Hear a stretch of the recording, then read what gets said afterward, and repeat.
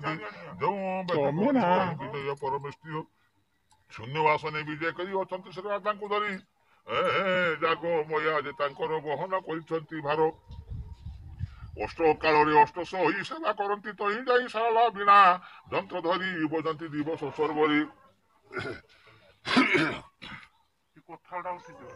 ବର୍ଦ୍ଧନ ବଜାନ୍ତି ଶଙ୍କର ଚାମର ଢାଲେ ସୁନାସିର ସେହି ମଣ୍ଡଳ ଅଧୀଶ୍ୱରୀ ଅଟନ୍ତି ଶ୍ରୀ ରାଧା ସୁନ୍ଦରୀ ଏକଇ ଅଙ୍ଗେ ବେନି ଜନ ଖାଳନ୍ତି ମହାନିତ୍ୟ ଜାନ ତାହାଙ୍କ ଦର୍ଶନ ନିମନ୍ତେ କେ କେତେ ଭାବିରୁ ଜଗତେ ଥକାଇ ଦୂରଛନ୍ତି ଯାଇ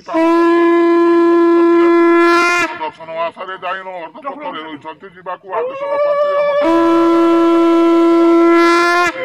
ଜନାର୍ଦ୍ଦନ ଚାହିଁଲେ କଥା ମୋ କଥା ଖାତ୍ର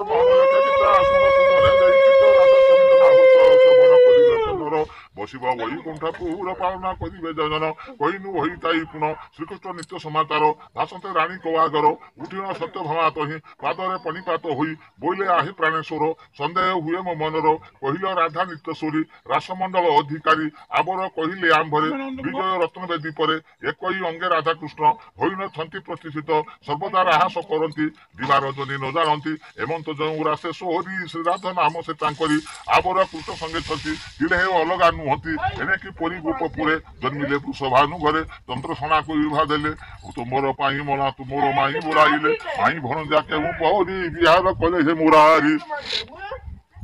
16 ଗୋପୀନ ସଙ୍ଗେ ରମିଲେ ରାଧା ନେଇ ରଙ୍ଗେ ଏହି କିପରି କଲନାଥ ଶୁଣି ମୁଁ ଆଚମିତ ଶ୍ରୀ ମହାଶୂନ୍ୟ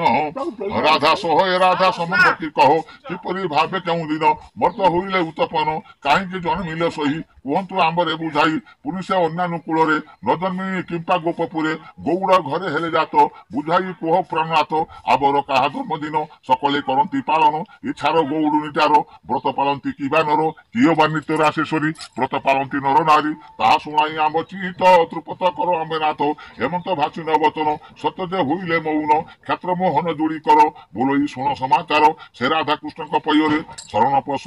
ସର୍ବନରେ ଶ୍ରୀକୃଷ୍ଣଙ୍କର ସତ୍ୟ ଭାନ ଉତ୍ତର ପ୍ରଧାନ ଶୁଣ ହେ ସତୀ ଶିରୋମଣି ପୁତିଲ ତୁମ୍ଭେ ଯେଉଁ ବାଣୀ ତାହା ହେ ଅତ୍ୟନ୍ତ ଗହନ ସବନେ ହୋଇବ ମୋଚନ